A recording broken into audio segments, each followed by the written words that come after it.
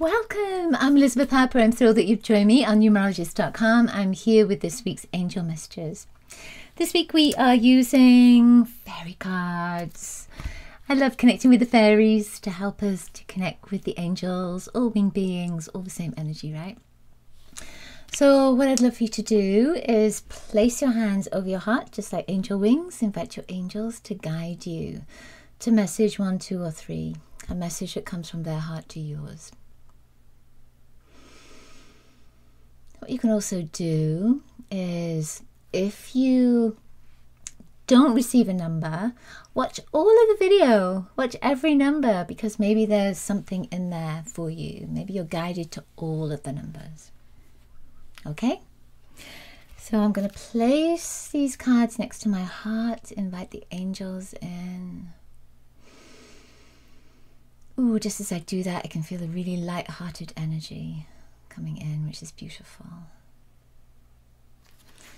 I'm going to shuffle them with the intention that you receive the message and guidance that you most need at this time to support you, to bring you healing, to bring you love, nurturing, support on your next step, with your next step. Okay, number one.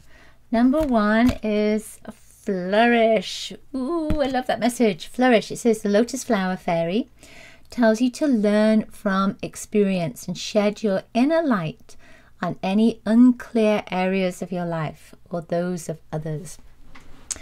So I like that in this image she's holding a lotus flower. The lotus flower energy is connecting with the chakras. So each of the chakras have different number of petals as you move upward, apart from the third eye. And there is this sense of awakening and opening up. So this flourish is about opening up, awakening, blossoming.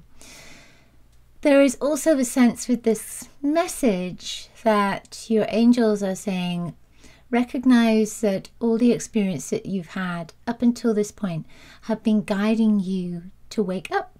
They've been guiding you to blossom. They've been guiding you to flourish. Regardless, even if there have been enormous challenges and you feel like you haven't got from A to B, your angels are saying you've gotten as far as you've needed to go and you've learned exactly what you needed to learn. I feel as well the message of love that comes in here from your angels. You know, sometimes we beat ourselves up, don't we? We think, oh man, I did that wrong. Or you look back on your life and you might think, I could have done this differently. But that's the point of learning, isn't it? That's the point of the experience, is that you've experienced that, so you know that the next time it comes up, that you'll do it differently. And you've learned from it. And that's all you need, is to embrace the love and embrace the learning. I feel like there's one more thing with this. You know, the flowers, it's to connect with flowers this week. To connect with the blossoming flowers, the opening flowers, because they open up, you know, they're in a bud and then they open up and then they wither away. But their energy isn't sad about the withering away. They are in this sense of gratitude and opening, when they open up and the insects can feed from them. So I feel that's the same with you, is to have gratitude of how far you've come.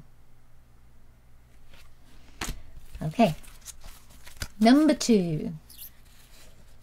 Number two is hope. The angel of hope. Oh my goodness, there is a dove right there. There's a rainbow. You know, with rainbows, of course, when we see the rain, we might think, oh, you know, all this rain and this the dismal look of the sky, and maybe you can't do the things that you want to do when the sun shines. But this is saying there is hope, that the sun will shine and the rainbow will come. There'll be a pot of gold at the end of the rainbow, and there's a blessing that's there. And it's looking again at the blessings in your life. Hope is always there, even if we can't see it. optimistic expectations can help change a negative situation into a positive one. Isn't that the truth? When we focus on the negative, how far does that get us? Really? What's the point in focusing on the negative? We may as well focus on the positive. When you focus on the positive, have that positive attitude, then it runs through your energy. And when it runs through your energy, then you attract to you even more positive energy. Like attracts like, right? So if you're thinking negative things, like attracts like. So as that negative energy attracts more negativity. When you focus on the positive, when you're really in that positive vibration, even if things are going wrong, to stay in that positive energy, your spirit is lifted up. You're not pulled down by the negative vibration. And when you're lifted up, it feels so much better. Have you noticed that? So the angel of hope is here to say to you, if things are challenging, if they're difficult, if they're not going your way, don't worry about it. Focus on the positive, focus on the blessings, focus on the light, focus on the love, focus on all the goodness that is there. And that will help not only to shift your perspective, but also to shift your experience. And maybe attract to you something that is far more positive than that challenging energy you may be going through at the moment. I love that. Okay, final card, number 3. Let's see what's coming up for you. Number 3, new beginnings. I always like a card that says new beginnings. So she is wearing white, the fairy is wearing white, and there is a baby that is there. And there's also 2 doves, and there could be the doves of peace and that sense of celebration, because often people let doves out, don't they, when there's a celebration, like weddings and births, etc. So I feel that this is about celebration. It's awakening, it's opening up. There are butterflies here too, which is transformation. So it says new beginnings.